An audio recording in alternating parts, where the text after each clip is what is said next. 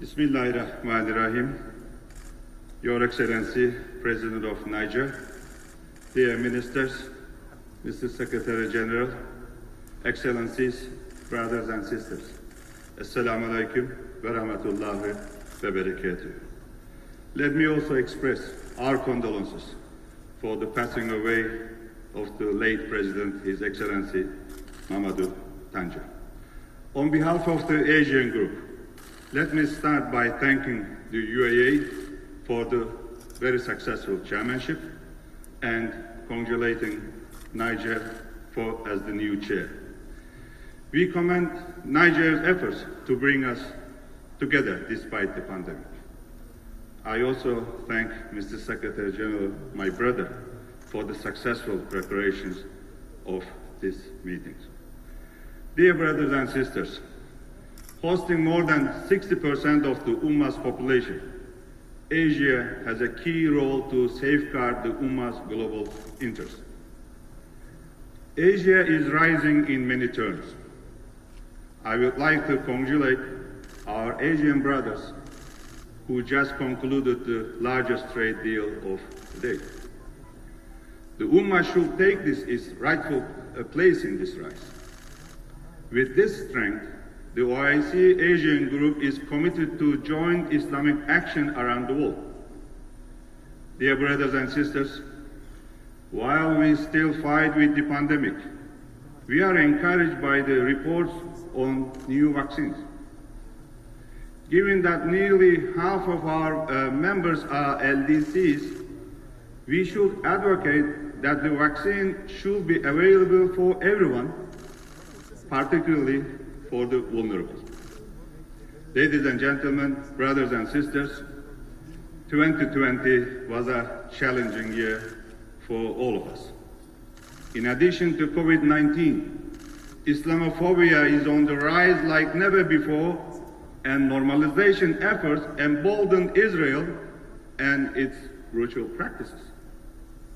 Israel's decision to suspend annexation plan was a deception.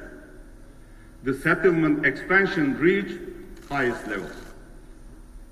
Their goal is clear: to make an independent, sovereign, and contiguous state of Palestine physically impossible. The coordinated international attempts to open embassies in Al-Quds also aim to undermine its status. There is a growing misperception that the Palestinian issue is losing its center place in the eyes of the OIC countries. Some even claim that it's seen as a liability by certain members. Unfortunately, the enemies of Palestinian cause took advantage of our disunity to promote such a misperception. Therefore, we should refresh our common resolve. If we cannot unite on the very cause that lies at the foundation of this organization, how can we defend the unity of Ummah? Who will take our word serious? So the picture is clear. Our credibility is at stake. Dear brothers and sisters, Mr. President, the joint declaration between Armenia, Azerbaijan, and Russia is a promising step towards lasting peace in the region. It reaffirmed Azerbaijan's territorial integrity in line with the relevant UN, OSCE, and OIC resolutions. And we welcome Secretary General's statements on the ceasefire.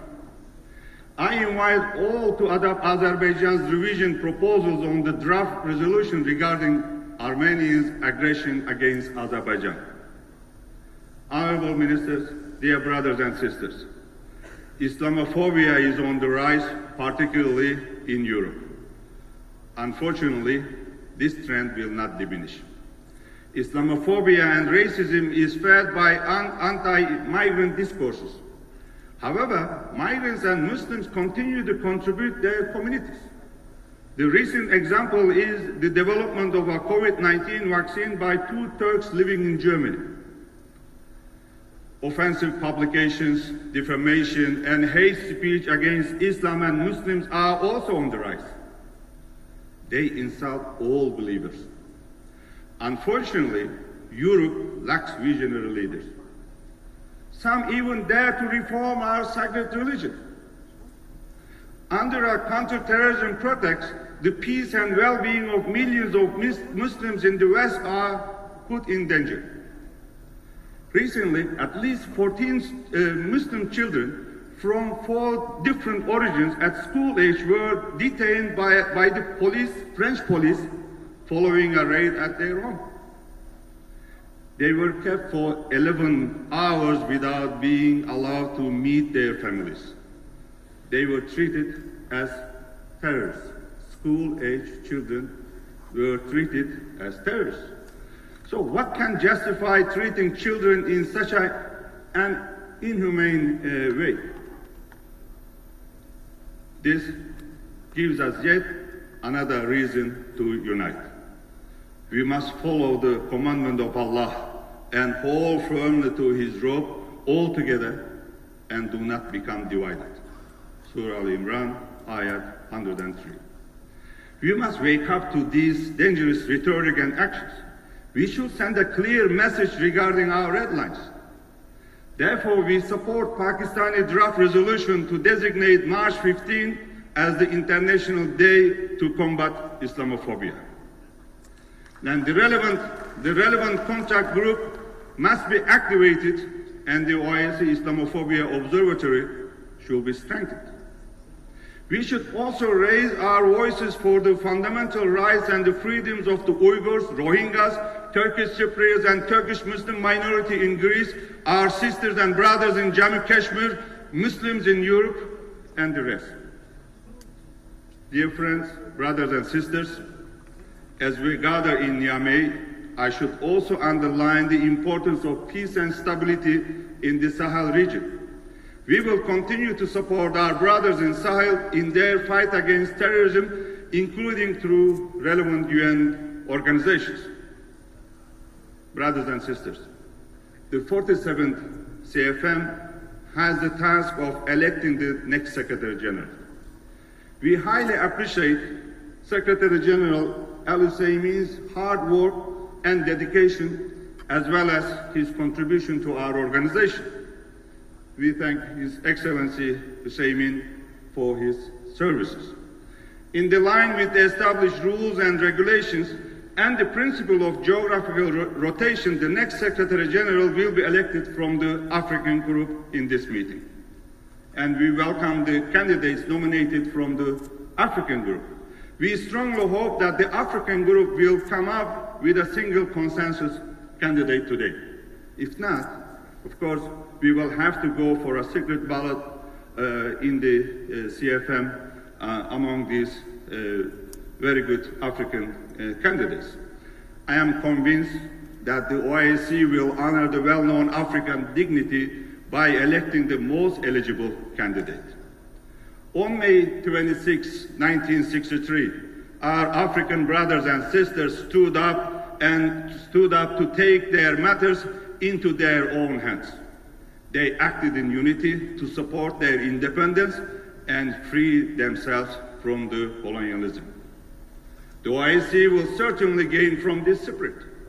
The ability to act in unity with diversity will strengthen us. Honorable Ministers, Mr. President, brothers and sisters, before concluding, I would like to pay tribute to the late Assistant Secretary General Ambassador Ahmed Sesanyomo, who recently passed away. May Allah rest his soul in peace.